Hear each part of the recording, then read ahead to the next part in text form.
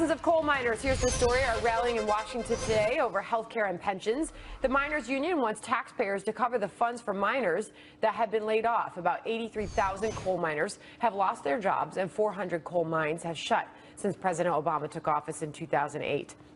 Murray Energy CEO Bob Murray joins us now. Bob, good to see you. Good morning. Good morning, Sandra. So the numbers that I just cited, they are dismal, and today we are going to hear from these miners. Do you think Washington will actually be listening?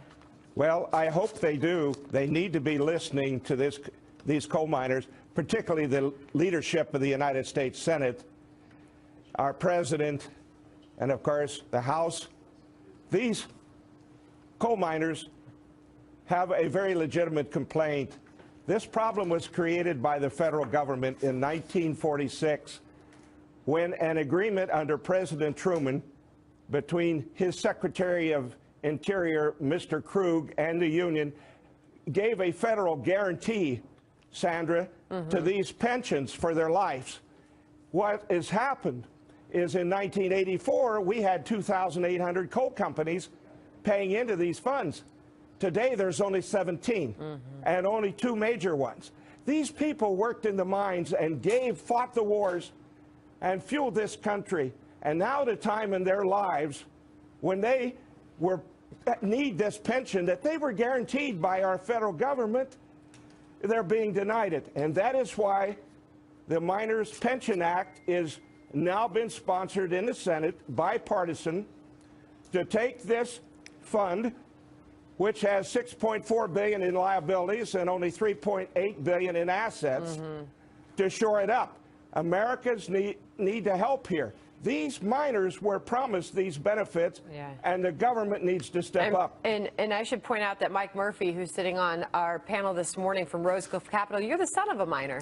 I am. My father was what you call a sandhog. He was a miner underground. He built train tunnels and water tunnels. And when I was in college, I was actually down there a mile underground building water tunnels also. So I'm familiar with it. And I think what Mr. Murray is speaking about is absolutely right. These people, we wanted them, we needed them when they were working, and now we can't turn our backs on them because that has a profound impact on the entire country, on all of society, if you just turn your back on these people. And it reminds you, Bob, of that moment in the primary where Hillary Clinton said this.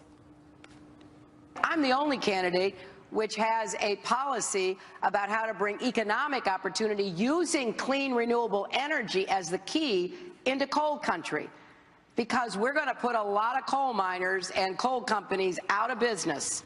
Stark contrast to what she is now saying. This morning, Hillary Clinton is calling for the passage of the Miners Protection Act and investments in coal communities.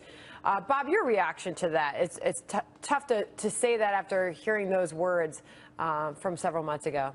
Well, yes, ma'am. I've heard those words many times. It's a follow-up to the policies of Barack Obama: destroy the jobs and then come up with welfare to try to support them. The reason Hillary Clinton doesn't want coal is it costs 4 cents a kilowatt hour for coal-fired electricity. The wind and solar costs that she supports cost 26 cents a kilowatt hour and gets 4 cents of subsidy from the taxpayer. She's getting hundreds of millions of dollars from the manufacturers of windmills and solar panels into the Clinton Foundation and into her campaign to support this tax from the federal government, the taxpayer, for wind and solar. That is why she is so against coal. But she can't be against welfare because she's always been for it. And in this case, it is a genuine need because this problem was created by the federal government itself in 1946, Sandra. All right, so Bob, you're, obviously you and your industry has been very critical of Hillary Clinton. Last night in that presidential forum, how did Donald Trump do? I thought he did well. He's not a politician. He has spent less than $20 million on his campaign. She's approaching $100 million. People need to take this into consideration. But I've spent time with the man, and I know he'll surround himself with the very best people in this country to run this country. That I know. He's a quick study. He'll get the very best people to run our government. he will do well. And are you hearing similar sentiment from those in your industry that are they're critical of Hillary Clinton, willing to support Donald Trump? Ma'am, Hillary Clinton is dead in the coal fields of the United States. They don't want her welfare, ma'am. They want jobs. And she said that she will expand her word on Obama's policies, which have destroyed the lives and livelihoods of these coal miners. And the least they can do now, ma'am, is step up and assure that they get these pensions and these medical benefits that the government promised them. All right. And Bob, I also want to get to this news. The Colorado River that was polluted with 3 million gallons of gold mine wastewater has been added to the EPA's Superfund National Priorities List. That means if approved by Congress, it stands to receive millions of dollars in cleanup. Do you have thoughts on this? Oh, ma'am, I certainly do.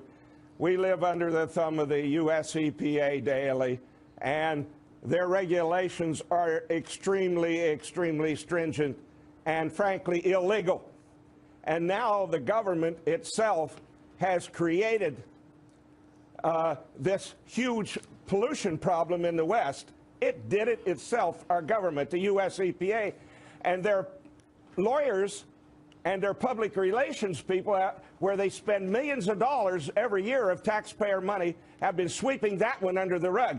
You don't hear the head of the U.S. EPA or the president talk about that mess that the EPA itself created. All right, it's a tough situation, and we know that thousands of coal miners will be rallying in Washington, D.C. today over those health care and pensions.